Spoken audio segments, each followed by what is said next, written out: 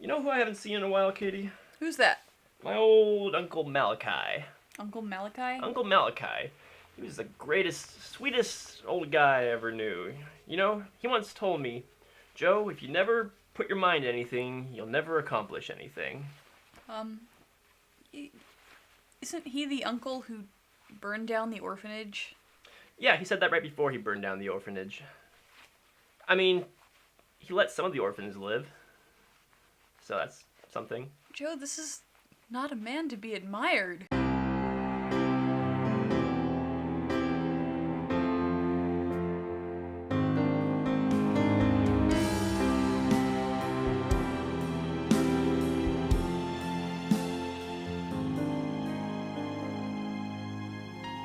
And so I took the small boy, so frightened and all alone, to meet Norman Bates. Over the course of the next 27 years, I was privileged. Yes, that's a good word for it. Privileged to witness the growth of an extraordinary relationship. All right. Psycho.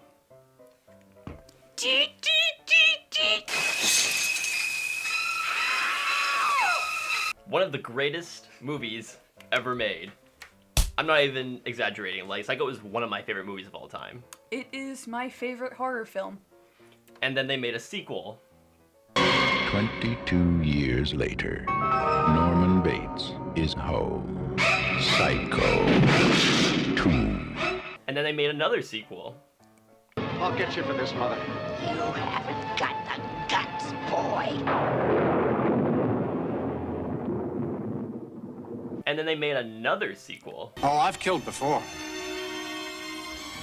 And now I'm gonna have to do it again. Or is it only the beginning? Psycho 4, The Beginning. He's watched all of these because he literally has nothing but free time on his hand and doesn't care what he does to his brain. Nothing but free time and nothing but bad taste. And then after that, they made a TV show called Bates Motel. Got some of that sake here. Oh, that's not Saki, that's Norman. Norman, Schmorman, all the same to me.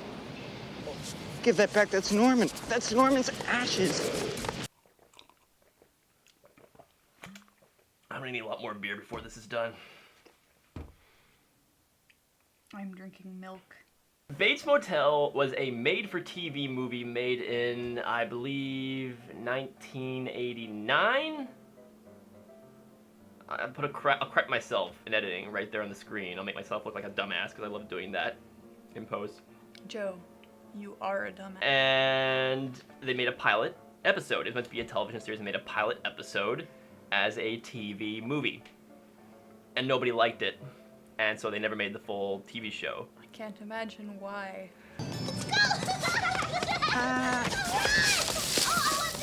Here's the thing. This is really boring.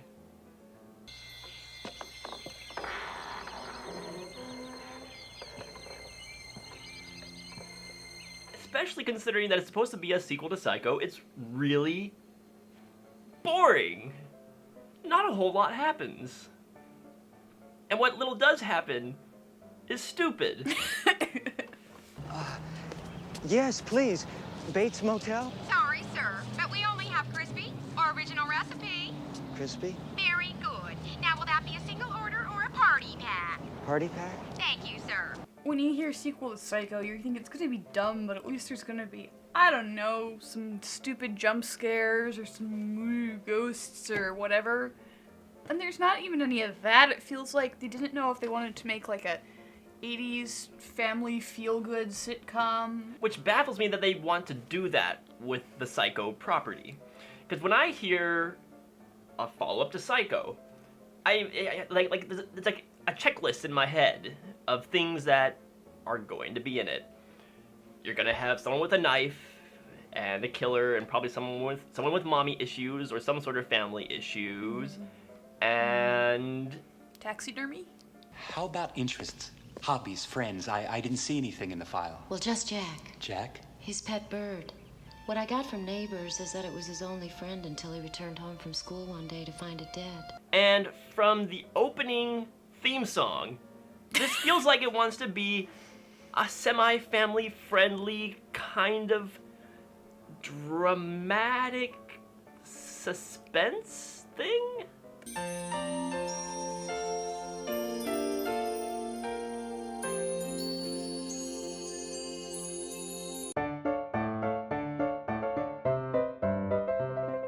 So, it opens up with this little, like, 10-year-old kid in an insane asylum, because apparently he murdered his abusive father.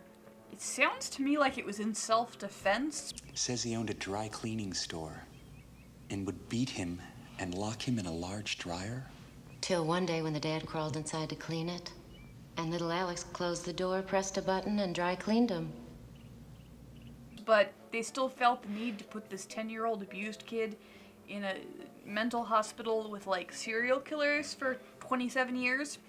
So he's there, and then the psychiatrist, in all his brilliance, says, you know what? This kid could use a role model. How about Norman Bates?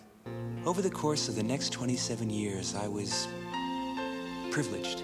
Yes, that's a good word for it. Privileged to witness the growth of an extraordinary relationship. And then there's, like, this montage of these pictures of, like, Norman Bates and the kid having all these, like, fun times together. And throughout the movie, he continually talks about how Norman Bates is his role model and just, like, this really great, upstanding guy. To the world, he was a murderer. But to me, he was my friend.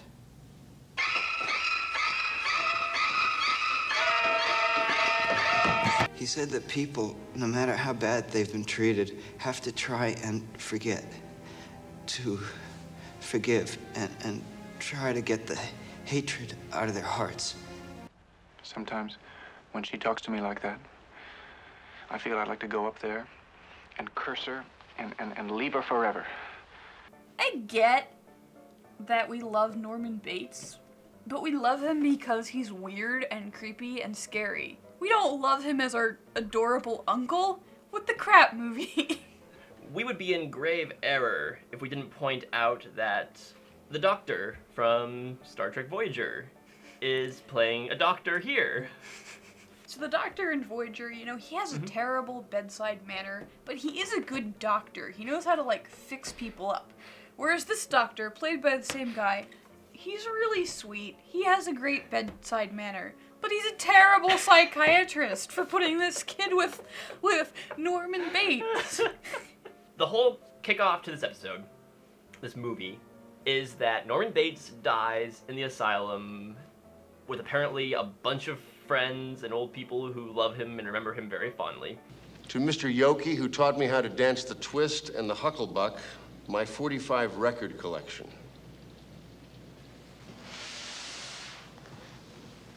That's a boy, Normie. And he leaves the Bates Motel to Alex in his will. And coincidentally, right when Norman dies, Alex is released from the asylum. So Alex goes running off to wherever, I forget where Bates Motel is in this show, to go reopen the Bates Motel with Norman's ashes as his traveling companion. That spiderweb just fell down. I'm Alex West. I'm the new owner. I'm gonna reopen the Bates Motel. Reopen? Bates? He gets a loan from the bank. And that's the movie. He's reopening the Bates Motel. Meanwhile, on HGTV...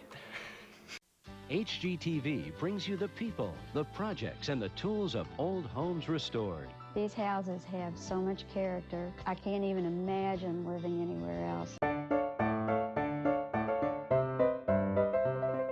I love how the first night when Alex comes back to live in the hotel, the gal who's been living in the house is there, but she works at a fast food joint where she has to wear a big full-body chicken suit costume, and she's just in the chicken suit in the house.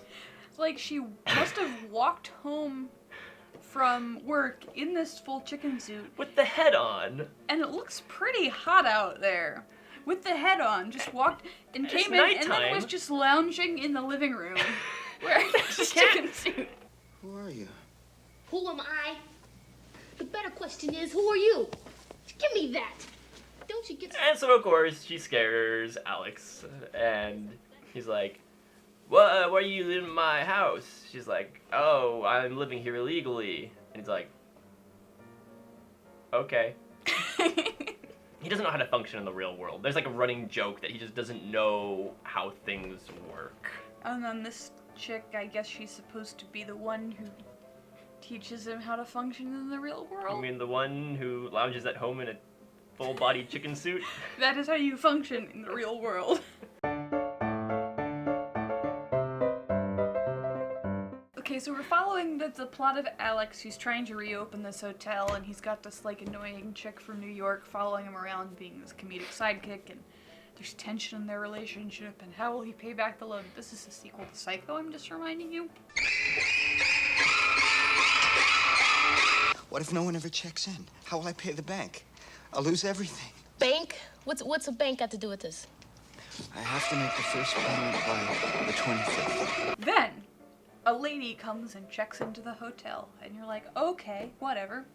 The camera forgets about Alex, forgets about his sidekick chick, and then there's this whole plot about how she's trying to commit suicide, and these crazy teens come and they invite her to the party to make her, like, cheer her up. And then there's this incredibly creepy scene where she's, like, about to make out with an 18-year-old, even though she's, like, 35. Can I kiss you?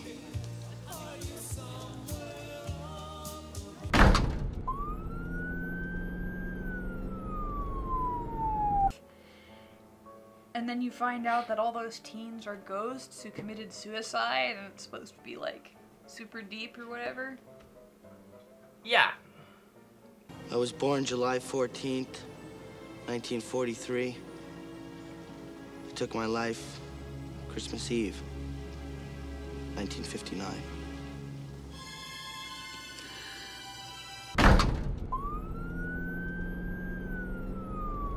What I think happened, and I have done zero research to back this up, but Psycho 3 came out the year before this. Everything to do with that plot are very similar to stuff that happens in Psycho 3. Psycho 3 has a lady that tries to commit suicide by slitting her wrists in the bathtub. It has a group of high school or college-age kids come in on a bus and they spend the night at the base motel. Now, to Psycho 3's credit, they start getting killed off one by one, and in this one, they just kind of helpfully teach the lady that life is worth living, which it is. So, good for base motel. Geez, I guess you're right. I'm supposed to be in room 11, but the funny thing is, it fit. Honest mistake. Sorry. That happens. Hey, this is really gorgeous. Ghosts also have no personal boundaries. Like, she's obviously stepped out of the shower, the bath. The chick just walks in. Mm-hmm. And pretends like she's got the wrong room by accident. Now, you found out later that, because she's a ghost girl, she knows that the lady's gonna try to commit suicide, and she tries to talk her out of it. But we don't know that at the time, so it just comes off as she's just incredibly socially awkward and doesn't know how personal boundaries work. Yeah, so then, this, like, 18-year-old girl or whatever is like, oh, well, come party with us or whatever, to this, like, 35-year-old woman, and she's, like trying to dance her out the door while she's in a towel, and I'm like... Just put on your dancing shoes and let's rock and roll. Round and round and round and round we go again. Round and round and round and... They set up that Alex needs to turn in, was it $100,000 to the bank? $10,000. $10,000. $10,000? $10,000 to the bank the next day. The day after they opened. Like, they just opened, like, that evening. It's like, oh yeah, I need to turn in $10,000 to the bank or they'll seize the motel. And then the hotel sells out. So like, yay, we'll get $10,000 from a one night sold out hotel. You are a walking financial catastrophe. But then the entire hotel ends up being populated by ghosts who came in, rented rooms. They rented out the entire hotel, but they were all ghosts, and they just kind of magically disappear. Did they ever pay? Like, did Alex ever get paid for all those ghosts? Another thing that was very troubling is the fact that they drank an entire bowl of punch, and it's implied that they were eating a bunch of, like, party food.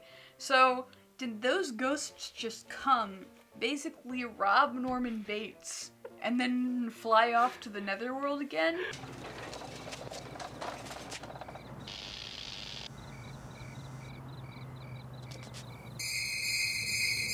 There's the side plot, or maybe it's the main plot, I'm not really sure. It kind of forgets about it for a while.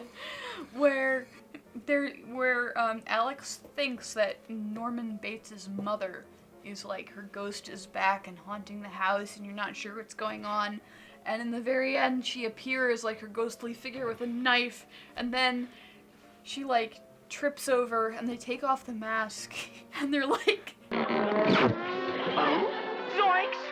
It's Mr. Carswell, the bank president.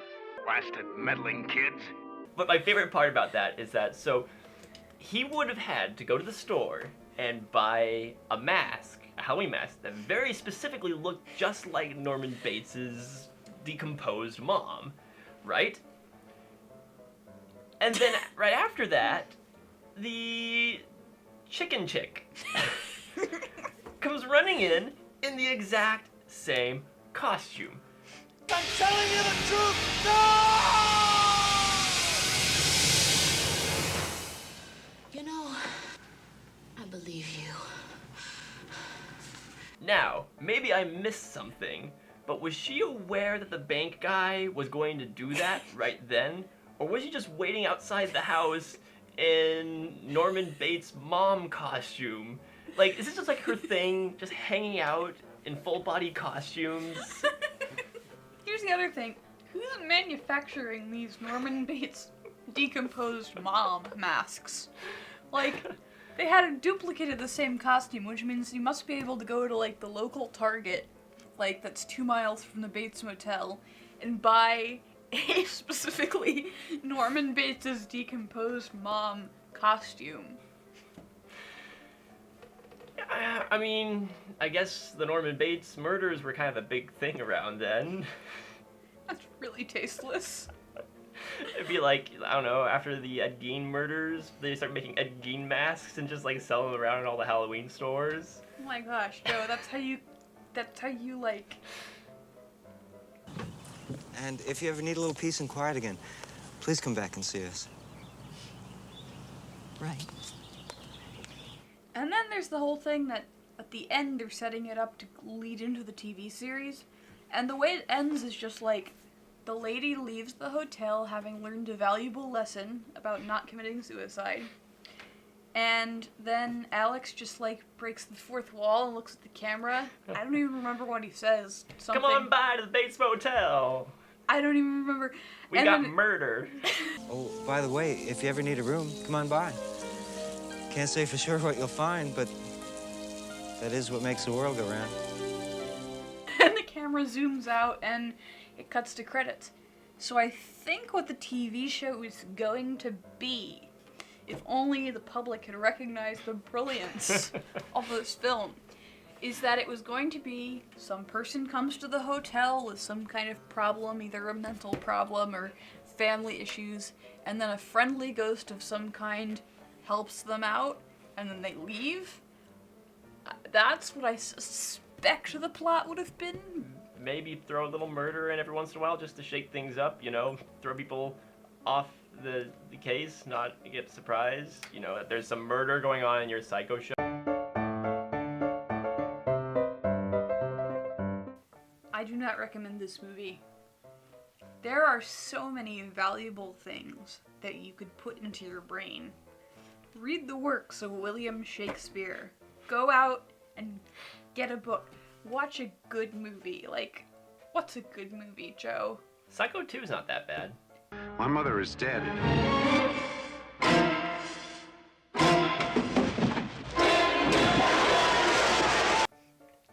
Not that.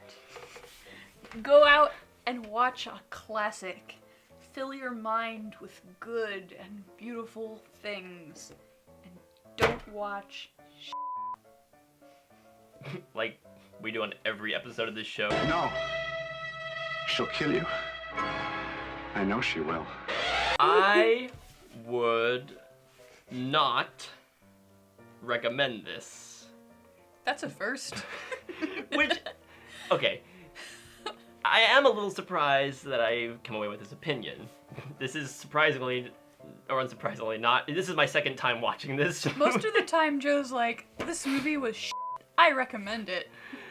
But a lot of the shit that we watch in the show is fun shit. Like, it's sort of stuff like, well, that was terrible, but it's kind of hilarious. And for one reason or another, I could almost recommend every sequel to Psycho. There is no reason you need to watch Bates Motel. It's only barely connected to the Psycho name. It tries to make connections, but it wants to be a completely different thing. And it's boring. With a couple of moments that are kind of funny because of how weird they are, but not enough to make the whole thing worthwhile.